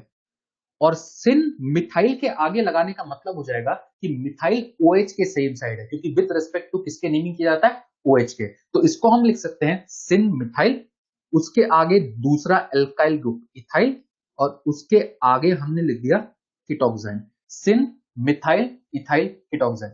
या फिर अगर आप OH के रेस्पेक्ट में देखना चाहते हो तो ये इथाइल कहां पे है, एंटी पे। मिथाइल तो सेम साइड था लेकिन इथाइल तो ऑपोजिट में है, तो मैं इसको ऐसे भी लिख सकता हूं, it is anti ethyl methyl ketoxime, anti ethyl methyl ketoxime. ठीक है, तो OH के सेम साइड देखो कौन है, OH के ऑपोजिट साइड देखो कौन है। अगर सेम साइड आपको मिथाइल दिख रहा है तो सिन मिथाइल, ऑपोजिट साइड इथाइल दिख रहा है तो एंटी इथाइल। ठीक है, जो भी OH के सेम साइड या ऑपोजिट साइड होगा उसके रेस्पेक्ट में हम नेमिंग करेंगे। कोई अल्फाबेटिकल ऑर्डर नहीं देखना, जो मैं रूल बता रहा हूं उसको फॉलो करना। ठीक है, अल्फाबेटिकल ऑर्डर यूज करके नेमिंग नहीं करते यहाँ पे, हम इस तरीके से देखेंगे और ये दोनों ही सही है, syn methyl ethyl ketoxime, anti ethyl methyl ketoxime. ठीक है, ये तरीका ही फॉलो करोगे आप, अल्फाबेटिकल ऑर्डर कुछ नहीं करोगे, सिर्फ इसको फॉलो करोगे, ये दोनों नेम सही होता है। हम इसको सिस, अरे सिस ट्रांस कहां से आएगा यार, यहाँ पे सिस ट्रांस कैसे आया बताओ तो, मतलब ऐसे डाउट्स कैसे आते हैं। अभी सिन एंटी बता रहा हूं तो सिस ट्रांस कहां से आएगा बताओ। अरे बताओ, नहीं तो आज अब तो मैं बैठ जाऊंगा, अब तो नहीं पढ़ाऊंगा, बताओ।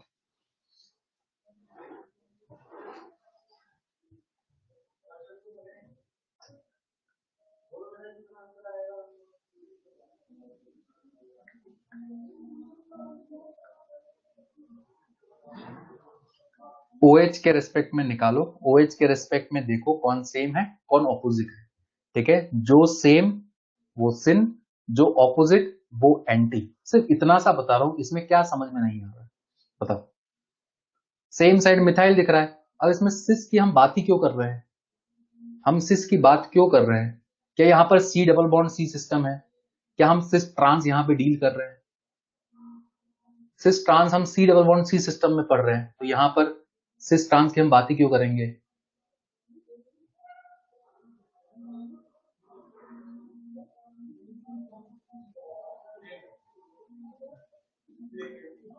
और कोई डाउट, बढ़े आगे।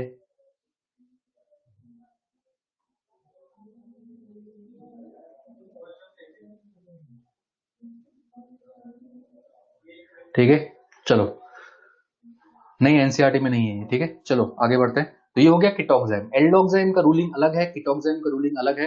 आपने ये पढ़ा होगा अल्फाबेटिकल ऑर्डर वाला कहीं, तो उसको आप भूल जाना, इस पार्ट को फॉलो करना, ये सही है। ठीक है, इसको आप यूज करोगे जब भी आपको सिन एंटी डिसाइड करना है। ठीक है, कंपाउंड सिन एंटी नहीं पूछेगा ऐसे कि कंपाउंड सिन है या एंटी है।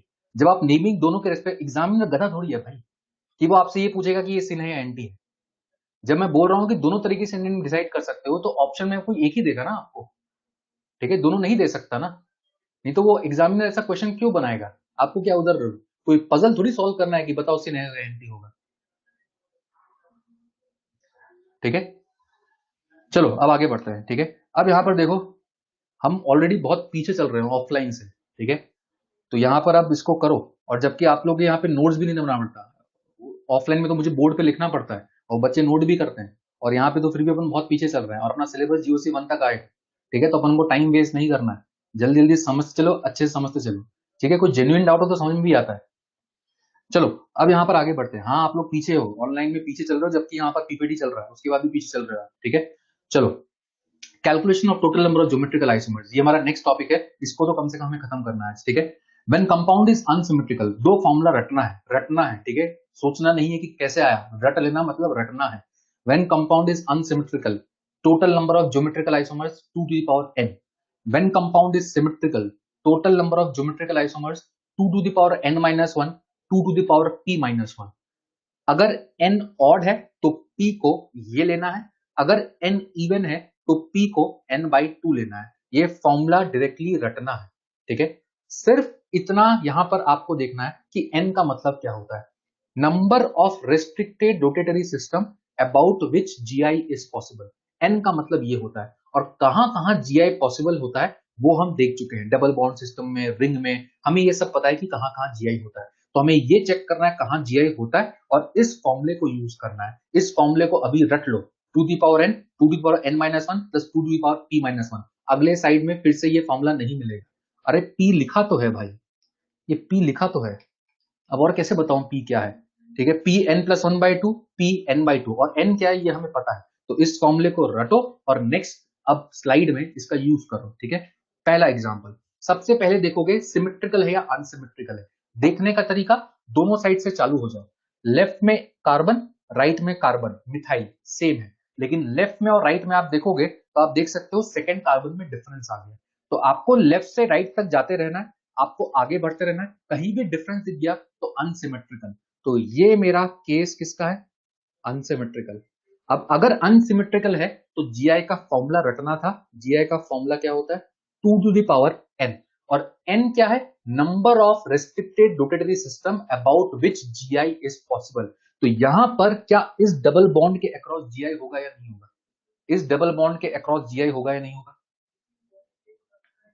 होगा। यहां पर GI होगा। डबल बॉन्ड में कैसे चेक करते थे, दोनों टर्मिनल को देखो, लेफ्ट वाले टर्मिनल पे इंडिविजुअली डिफरेंट है, राइट वाले टर्मिनल पे इंडिविजुअली डिफरेंट है, तो यहां पर हम बोल सकते हैं GI होगा। मतलब एक ऐसा सिस्टम है जिसमें GI पॉसिबल है, तो n का वैल्यू मेरे लिए 1 होगा। This is what we mean by n, और इस तरीके से हम n को आइडेंटिफाई करते हैं। तो मेरा GI हो जाएगा 2 to the power 1, तो मेरा आंसर कितना, 2, ठीक है। ये सबको समझ में आ गया, इतना क्लियर है। नेक्स्ट में देखो, अब यहां पर देखो कुछ सिमेट्रिकल है या अनसिमेट्रिकल है, सिमेट्रिकल है या अनसिमेट्रिकल है, सिमेट्रिकल है। दोनों साइड से आप देख सकते हो, अगर आप आओगे तो आपको समझ में आना चाहिए कि ये तो दोनों साइड से हमें मुझे सेम दिख रहा है, सिमेट्रिकल है। GI पॉसिबल है या नहीं है डबल बॉन्ड में, GI पॉसिबल है या नहीं है डबल बॉन्ड में, GI पॉसिबल है, क्योंकि यहां पर आप देख सकते हो terminal individually different, terminal individually different, left में तो H और CH3 है, राइट में H और CH3 है, इंडिविजुअली डिफरेंट है। तो यहां पर भी इस सिस्टम के about GI possible. Formula, formula क्या था, 2 raised to the power n minus 1, 2 raised to the power p minus 1, ठीक है। और p को हम लेंगे n plus 1 by 2 if n is odd।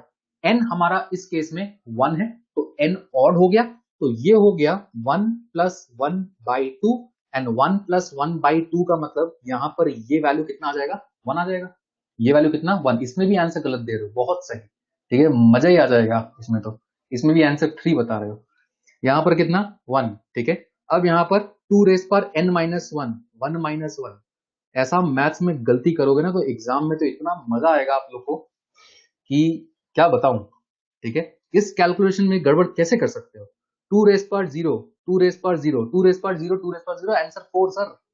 Sir नहीं, हम तो 4 बताएंगे, 2 तो हो ही नहीं सकता सर, 2 कैसे, इतना मैथ्स तो हमें आता ही नहीं है सर, हमारा आंसर तो 4 ही होगा सर, ठीक है। 2 रेस पर 0, 2 रेस पर 0, हम तो 4 करेंगे सर। नहीं नहीं नहीं, 2 कैसे, हम तो 4 करेंगे।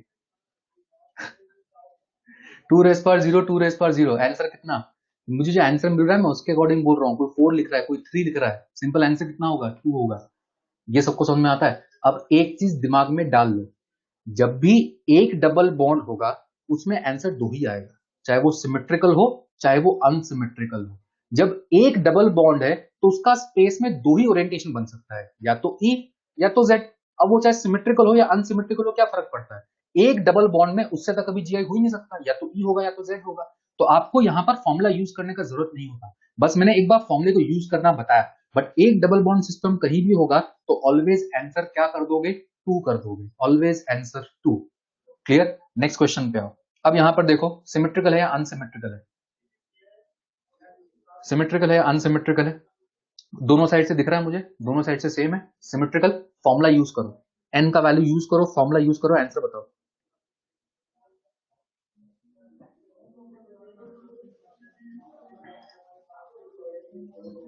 सिमेट्रिकल एन का वैल्यू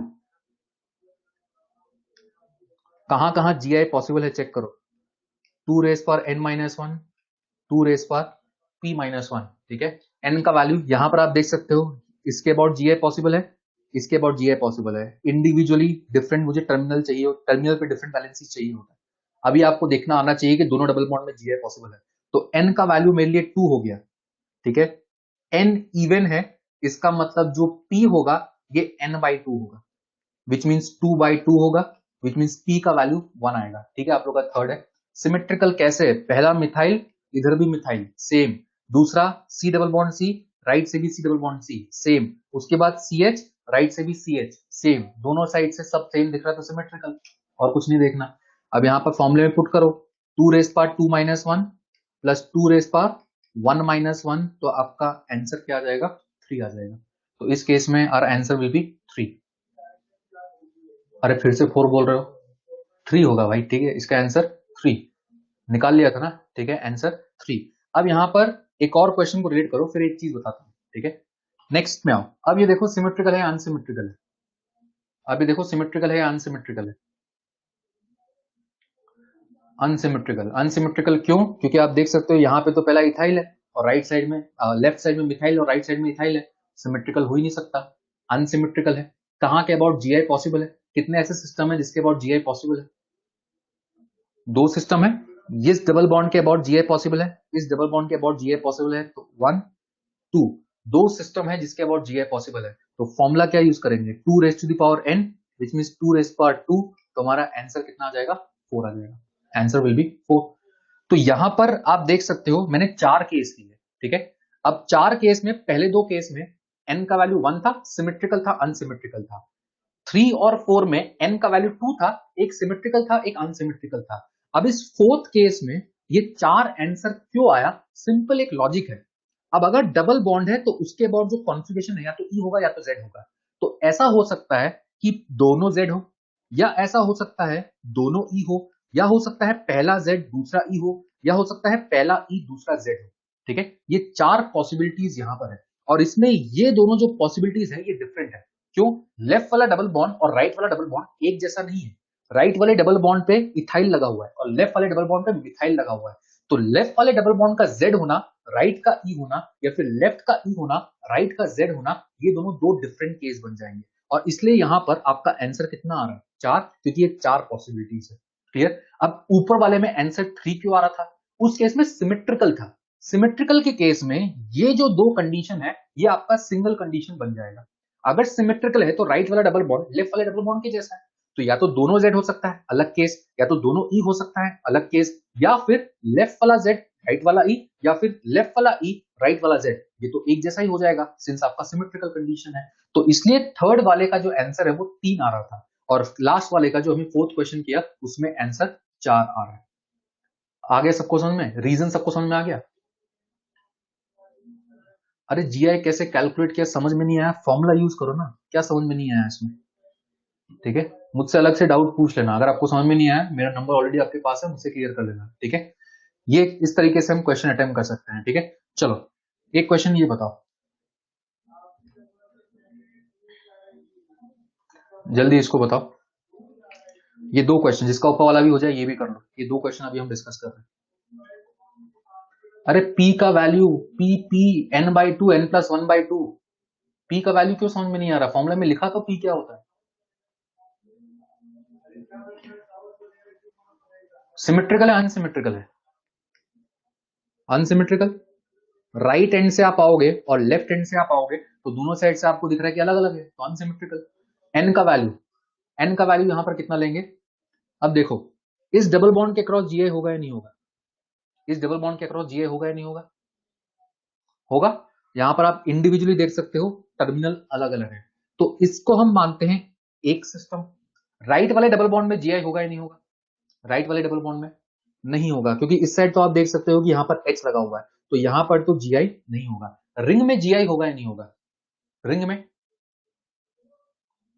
में होगा। रिंग में कम से कम 2 ऐसे sp3 एटम चाहिए जिसमें इंडिविजुअली डिफरेंट हो। तो यहां पर आप देख सकते हो कि ये दोनों डिफरेंट और यहां पर ये दोनों डिफरेंट। अब ये चीज आगे के लिए ध्यान रखना कि इस पूरे रिंग वाले सिस्टम को हम एक सिस्टम कंसिडर करते हैं, इसको आप अलग अलग काउंट नहीं करोगे। इस पूरे रिंग सिस्टम के लिए एक n का वैल्यू लिया जाता है, ठीक है। तो मेरे पास यहां पर 2 ऐसे सिस्टम है जिसके अबाउट Gi पॉसिबल है। पूरे रिंग को हम सिंगल सिस्टम लेंगे और डबल बॉन्ड मेरा एक और सिस्टम हो जाएगा। तो यहां पर n का वैल्यू कितना लेंगे? 2 लेंगे, ठीक है। रिंग में एक एक sp3 को अलग अलग सिस्टम काउंट नहीं करना, आगे के लिए ध्यान रखना। पूरे को सिंगल सिस्टम, अनसिमेट्रिकल तो 2 स्क्वायर, और 2 स्क्वायर मतलब आंसर कितना होगा? 4 होगा। इतना क्लियर है? ये सबको समझ में आ गया? ठीक है। तो ये रिंग वाले सिस्टम के लिए कंसेप्ट ध्यान रखना, जिसको ये चीज समझ में नहीं आया था पहले से, ठीक है। अब इसी कंसेप्ट को यूज करके नेक्स्ट लॉजिक लगाओ, इसका बताओ।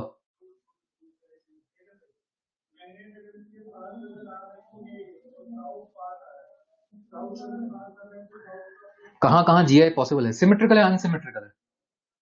सिमेट्रिकल है अनसिमेट्रिकल है? बस दिखने में समझ में आना चाहिए। यहां देख रहे हो कि मिथाइल है और इस साइड तो कोई मिथाइल नहीं है, मतलब दोनों एंड से आप जाओगे तो पहले ही आपको डिफरेंट दिख रहा है, मतलब ये दोनों कैसा है? अनसिमेट्रिकल। ये एंड्स आपके सिमेट्रिकल नहीं है, अनसिमेट्रिकल है, ठीक है। बस हमें ये चेक करना है कहां कहां Gi पॉसिबल है। क्या ये लेफ्ट वाले डबल बॉन्ड में Gi पॉसिबल है? क्या लेफ्ट वाले डबल बॉन्ड में Gi पॉसिबल है? नहीं। क्यों? क्योंकि यहाँ पे तो 2H लगा हुआ है, तो यहां तो Gi पॉसिबल नहीं है। राइट वाले डबल बॉन्ड में Gi होगा क्या? राइट वाले डबल बॉन्ड में होगा। यहां पर Gi पॉसिबल है, ये अलग और इसमें टर्मिनल वैलेंसी अलग। रिंग में डबल बॉन्ड में Gi होगा क्या? रिंग में डबल बॉन्ड में होगा ना, क्योंकि रिंग में 8 कार्बन है और मल्टीपल बॉन्ड में मैंने आपको बताया था कि रिंग में 8 कार्बन होना चाहिए। तो मेरा एक सिस्टम ये हो गया, एक सिस्टम ये हो गया। क्या रिंग में कहीं और भी Gi होगा? क्या रिंग में कहीं और भी Gi होगा? होगा। रिंग में ऐसे 2 sp3 एटम दिख रहे हैं जिसपे इंडिविजुअली डिफरेंट ग्रुप लगे हैं, और ये तो कंडीशन होता है सिग्मा बॉन्ड के अलॉन्ग रिंग में at least 2 sp3 atom individually must have different atoms of groups attached to it. और इस पूरे रिंग वाले सिस्टम को मैंने आपको बताया कि हम क्या कंसिडर करेंगे, as a single system consider करते हैं, जैसे मैंने ऊपर वाले एग्जांपल में बताया था। तो यहाँ पर 3 ऐसे सिस्टम है जिसके अक्रॉस Gi पॉसिबल है, and since this is unsymmetrical 2 cube, मेरा आंसर कितना आ जाएगा? 8 आ जाएगा। सबको इतना समझ में आ गया? इतना क्लियर है सबको? ठीक है। तो इस तरीके से हम यहाँ पर ये पार्ट कैलकुलेट कर सकते हैं। तो यहाँ पर आप Gi निकाल सकते हो, ठीक है। अब इसमें हमारा एक केस और बाकी है, और इसके बाद हमारे बाकी है प्रॉपर्टीज ऑफ ज्योमेट्रिकल आइसोमर्स, ठीक है। ये 2 पार्ट बाकी है, तो ये अराउंड 10 मिनट्स अपने लेगा। तो 10 मिनट्स इसको हम नेक्स्ट क्लास में खत्म करके फिर हम ऑप्टिकल आइसोमरिज्म स्टार्ट करेंगे, ठीक है। इसके बाद हमारा नेक्स्ट टॉपिक होगा ऑप्टिकल आइसोमरिज्म।